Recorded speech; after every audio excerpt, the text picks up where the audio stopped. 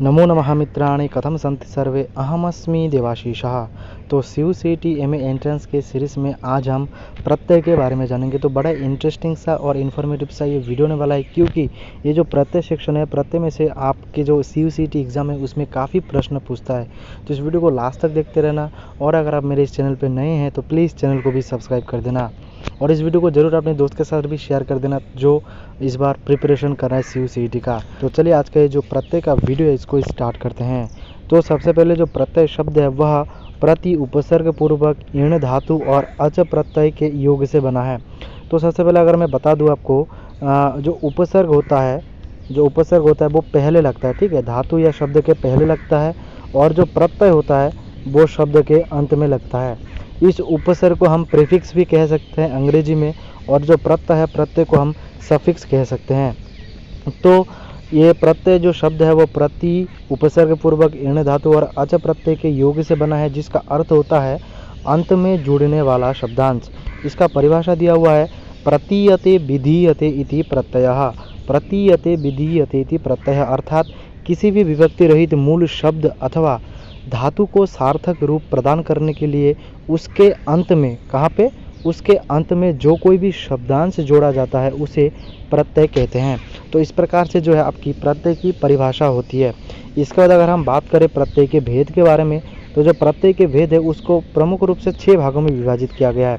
तो प्रत्यय के 6 भेद हैं, तिंग प्रत्यय, कृति प्रत्यय, सन, सुप, तद्धित और आपका हो गया स्त्री प्रत्यय। तो सबसे पहले जो प्रत्यय है, इन 6 प्रत्यय को 2 वर्गों में विभाजित किया गया है, ठीक है। एक है धातु के बाद लगने वाले प्रत्यय, एक है शब्द अर्थात अथवा प्रतिपादिक के बाद लगने वाला प्रत्यय। धातु के बाद जैसे आपका हो गया 3 प्रत्यय, वो है तिंग प्रत्यय, जिसे विभक्ति प्रत्यय भी कहते हैं। जैसे तिप, तस, झी इत्यादि जो तिंग प्रत्यय है जिन्हें विभक्ति प्रत्यय भी कहते हैं, वे 18 प्रत्यय है। उसके बाद एक कृत प्रत्यय, ठीक है, ये आपके जो कृत प्रत्यय है ये आपके सिलेबस में लगा हुआ है। उसका जो 12 सनादि प्रत्यय है वो भी धातुओं के बाद में ही लगते हैं, इसीलिए इनकी जो गणना है वो धातु के बाद लगने वाले प्रत्यय के अंतर्गत किया गया है। इसके बाद है शब्द अथवा प्रतिपादिक के बाद लगने वाले प्रत्यय, ठीक है। तो वैसे जो प्रत्यय वो 3 प्रकार के हैं। एक है सुप प्रत्यय, वो भी शब्द अथवा प्रतिपादिक के बाद ही लगते हैं, जो कि है 21 प्रत्यय, सु, औ, जस आदि। इसके बाद है तद्धित प्रत्यय जो आपके सिलेबस में लगा हुआ है, और उसके बाद है आपका स्त्री प्रत्यय, ठीक है, स्त्री प्रत्यय 8 है। तो आपके जो सिलेबस में वो 3 प्रत्यय कौन कौन से हैं, तद्धित प्रत्यय, स्त्री प्रत्यय और है कृत प्रत्यय अर्थात कृदंत प्रत्यय। कृत जिसके अंत में हो वो है कृदन। तो इन तीनों प्रत्ययों के बारे में जानेंगे हम विस्तृत रूप से, तो इस वीडियो को लास्ट तक देखते रहिए। और इन जो 6 प्रत्यय हैं, ठीक है, इन 6 प्रत्ययों के परिचय के बारे में हम थोड़ा सा देख लेते हैं। तो सबसे पहला है तिंग प्रत्यय, ठीक है। इन 3 प्रत्यय को हम विभक्ति प्रत्यय के नाम से भी जानते हैं, ठीक है। तो तिंग प्रत्यय हमेशा धातु के बाद में ही लगता है, इसीलिए इन्हें तिगंत कहते हैं। ये जो तिंग प्रत्यय है वो 18 होते हैं, 9 परस्मयी पद में और 9 जो है वो आत्मनेय पद में। वो कौन कौन से देख लेते हैं। परस्मयी पद में जो 9 तिप प्रत्यय है वो है तिप, तस, झी, सिप, थस, थ, मिप, बस, मस। और आत्मनेय पद में आपका बनता है त, अताम, झ, थास, अताम, ध्वम, ईट, वही, महिंग, ठीक है। इसका उदाहरण देख लेते हैं, वो है आपका पठति, पठतः, पठन्ति, पठसी, पठतः, पठथ, पठामी, पठावः, पठामा। ये हो गया आपका परस्मयी पद में। और आत्मनेय पद में आपका हो गया एध धातु का, ठीक है, वो है एधते, एधेते, एधन्त्वे, एधसे, एधेथे, एधद्वे, एधे, एधावहि, एधामहि। तो ये जो आपका है तिंग प्रत्यय, तिंग जिसके अंत में है उन्हें तिगंत कहते हैं। इसका बाद आपका है कृत प्रत्यय। तो ठीक है, कृत प्रत्यय किन्हें कहते हैं, धातुओं के परे लगने वाले जो तिप आदि जो 18 तिंग प्रत्यय है जिन्हें तिगंत कहा जाता है, उन तिगंत से जो भिन्न प्रत्यय हैं उन्हें कृत प्रत्यय कहा जाता है, ठीक है। इसका सूत्र भी है कृत तिंग। तो इसको अगर हम तोड़ेंगे तो वो होगा कृत प्लस अतिंग, अर्थात अतिंग यानी कि ना तिंग इक्वल टू अतिंग, अर्थात जो तिंग से भिन्न हो और जो धातुओं के परे लगते हो उन्हें जो है कृदंत प्रत्यय कहते हैं, ठीक है। तो ऐसे जो कृदंत जो प्रत्यय उनकी संख्या काफ़ी अधिक है। तो प्रमुख जो है वो है जैसे कत्वा है, लियप है, तुमुन है, यत, कितिन, ल्यूट, त्यव्य, अनियर, क्षत्रिय, शानज आदि जो प्रत्यय है वो कृत प्रत्यय के अंतर्गत आते हैं। और ये ध्यान रखने वाली बात है, जो कृदंत के जो शब्द बनते हैं वह कृदंत के जो शब्द रूप है वो तीनों लिंगों में चलते हैं। इसके बाद आपका आता है सनादि प्रत्यय। जो सनादि जो प्रत्यय ये भी धातुओं के बाद में ही लगते हैं, और ये जो सनादि प्रत्यय वो 12 प्रकार के होते हैं, ठीक है। और ये और एक सूत्र है कि सनाद्यंतः धातु, अर्थात सनादि प्रत्यय करने के बाद जो शब्द आते हैं उनको वो फिर से उनका धातु रूप चलता है, ठीक है। जैसे पट धातु हो गया, ठीक है, पट धातु से सन प्रत्यय लगकर बनता है पीपठीश, ठीक है। तो वो फिर पीपठीश का क्या बन जाता है, पीपठीशति, मतलब उसका धातु रूप चलने लगता है, ठीक है। क्योंकि इसका सूत्र क्या है, सनाद्यंता धातवः। उसके बाद और एक देख लीजिए, पट धातु से नीच प्रत्यय करने पर बनता है आपका बनता है पाठ, ठीक है, पाठी बनता है। इसके बाद अगर हम धातु जोड़ देते हैं तो क्या होता है, पाठयति। तो इस प्रकार से जो है जो सनादि धातु है उनके वो शब्द बनने के बाद भी जो है उनके धातु रूप चलते हैं। इसके बाद अगर हम बात करें कि जो सनंत प्रत्यय हैं वो 12 प्रकार के होते हैं, इनके थोड़ा हम उदाहरण देख लेते हैं। तो सन है, उसका उदाहरण है पिपटिशति, जगमीशति इत्यादि। क्यच प्रत्यय है पुत्रियति, काम्य च पुत्र काम्यति। क्यंग है कृष्णायते सदैव, ये कृष्णायते ये जो है सदैव आत्मने पद में ही रहता है। उसके बाद एक क्यश जो है लोहितायति, लोहितायति इत्यादि जो बनता है। उसके बाद एक क्यूप जो आचार अर्थ में होता है, यह है अवगल्फते, अश्वते इत्यादि। नीच प्रत्यय में क्या बनता है, पाठयति, गमयते रूप बनता है। यंग प्रत्यय में भूभूयते, पापठयते, जंगमते, ये भी जो है आत्मने पद में ही बनता है। उसके बाद यक प्रत्यय ये है कंडूयति, कंडूयति इत्यादि रूप बनता है। आय में बनता है गोपायति इत्यादि।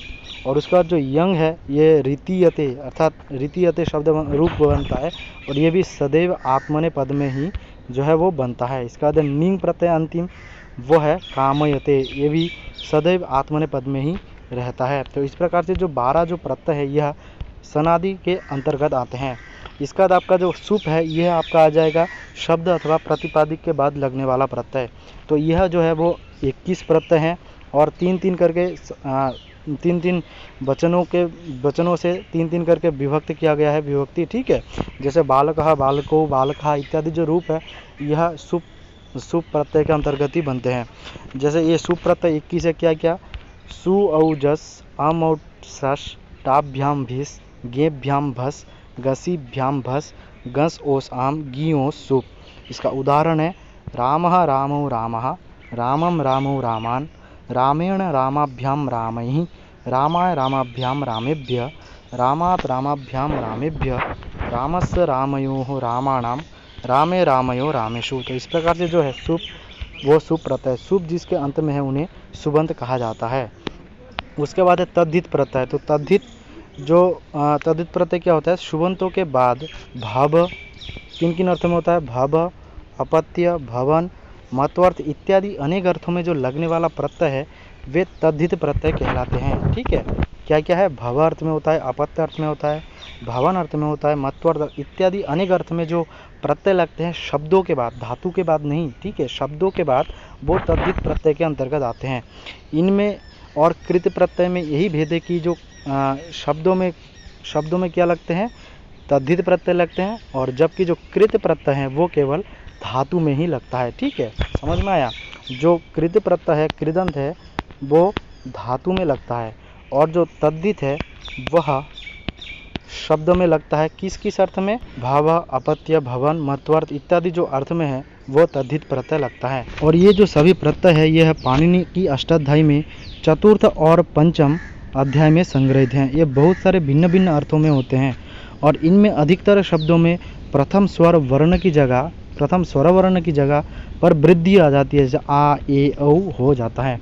तो इस प्रकार से जो है तद्धित प्रत्यय का जो संक्षेप परिचय है मैंने आपको प्रदान किया।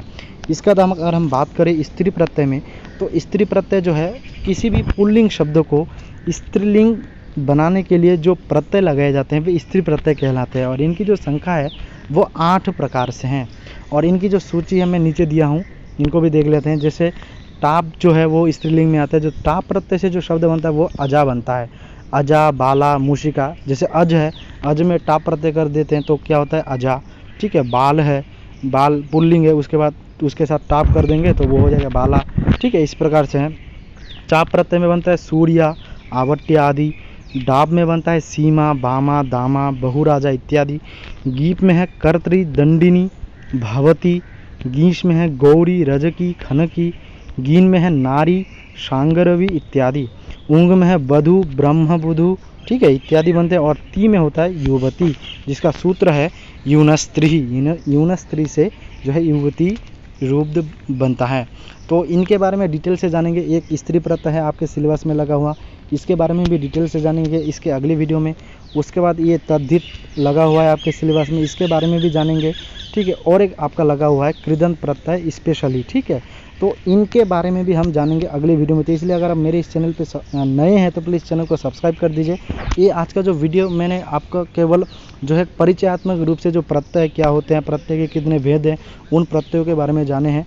तो इस प्रकार से आज का जो वीडियो वो है परिचयात्मक यूनिट।